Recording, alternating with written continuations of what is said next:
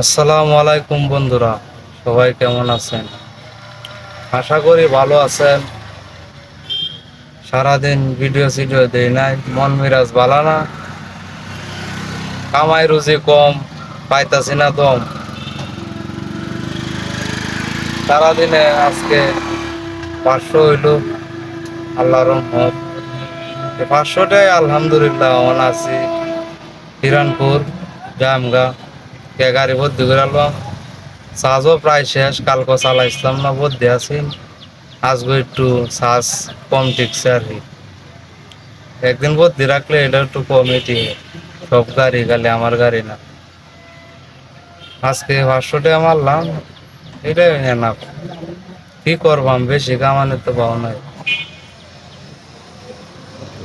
ধন্যবাদ সবাইকে, সঙ্গে থাকবেন। আসসালামু আলাইকুম।